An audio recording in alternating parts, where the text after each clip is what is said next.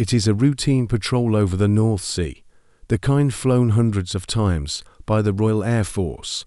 Below you, the water is cold, grey, and choppy off the northern coast of Scotland. Your target is a lone vessel operating on the edge of UK territorial waters. It looks benign enough, perhaps a fishing trawler or a scientific research ship, but your orders are to keep eyes on it.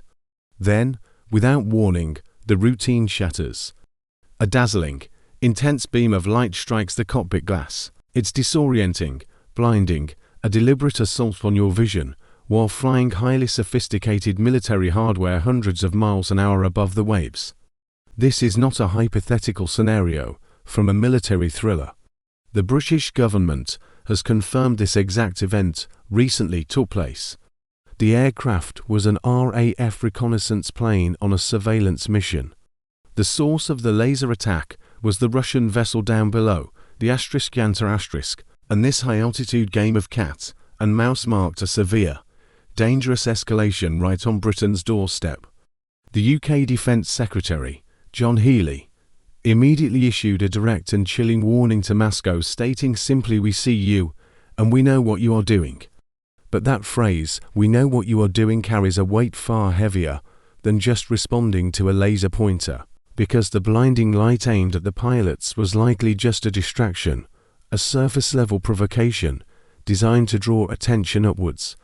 The real mission, the one that keeps defense chiefs awake at night, wasn't happening in the sky. It was taking place thousands of meters beneath the surface in total darkness. To understand why this single incident matters so much, we have to peel back the layers of what the Yantar actually is, because it is far more than just a ship. If you ask the Kremlin, they will tell you the Yantar is an oceanographic research vessel, a peaceful scientific ship meant for studying marine life and the seabed topography. And technically, it carries the equipment to do that. But Western intelligence agencies classify it very differently. They identify it as part of Russia's main Directorate of Deep-Sea Research, or GUGI.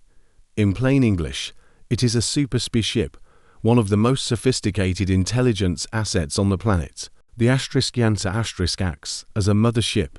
Its real power lies not in its own hull, but in what it carries inside hidden hangars. It is equipped with a fleet of highly advanced, manned and unmanned deep-sea submersibles.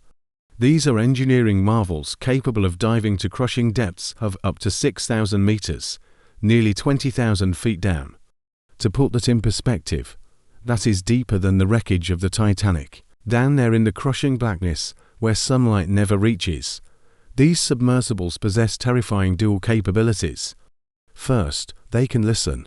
They are designed to tap into underwater sensors, intercepting acoustic data and potentially military communications. But secondly, and more worryingly, they are equipped with hydraulic arms and cutting tools designed to manipulate objects on the seafloor. So the question becomes, why is this state-of-the-art vessel, with the capability to reach the deepest parts of the ocean, ring off the coast of Scotland for the second time this year? It is certainly not there to count fish. It is there to map the battlefield of the future. This is where the story shifts from a military standoff to an existential threat to our modern way of life. We tend to live with an illusion about how our world works. We think of the internet, our banking, our communications as wireless things existing in some ethereal cloud or beamed down by satellites. That is a dangerous misconception. The reality is that 97% of global communications and an estimated $10 trillion in daily financial transactions travel through a sprawling, vulnerable network of fiber-optic cables lying on the ocean floor. These cables are the central nervous system of the global economy. Between the UK and the US alone, they facilitate financial interactions worth up to $7 trillion every single day. They carry your emails, international bank transfers, critical military secrets, and the vital data that controls energy infrastructure like oil and gas pipelines. And here is the terrifying part that the Yantar knows all too well.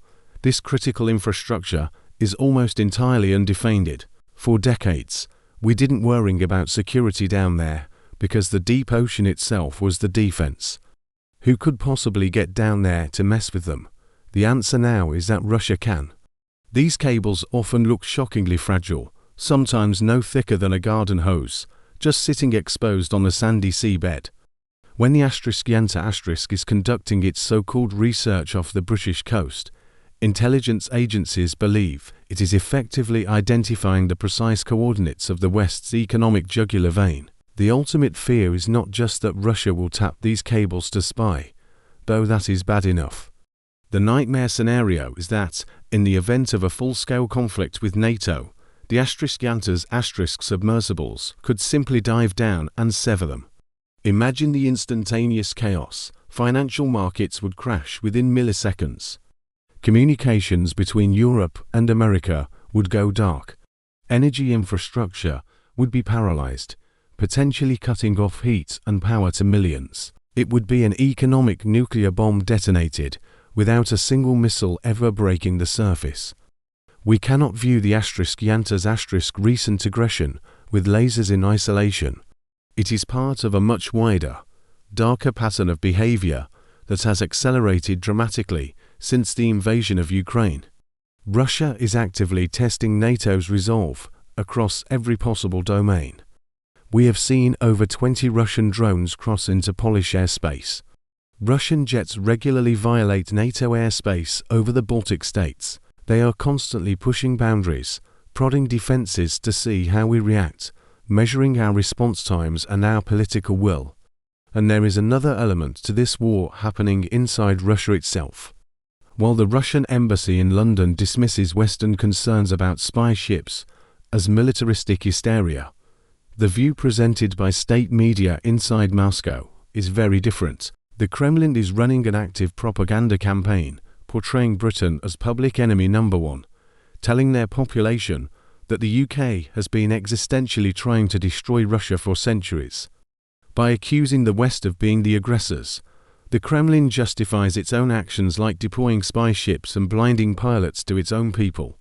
It is a narrative designed to prepare the Russian populace for a long, drawn-out hybrid conflict.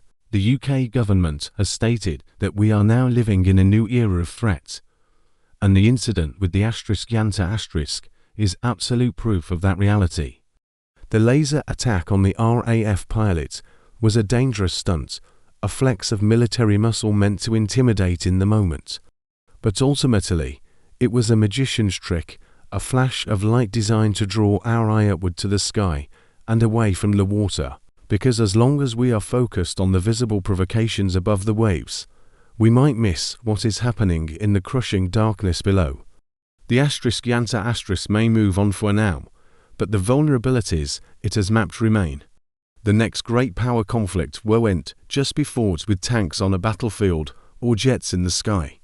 It will be fought in the blind spots of our defense, against infrastructure we take for granted every time we swipe a credit card or send an email, waged by enemies we can barely see. The message from the Yantar is clear.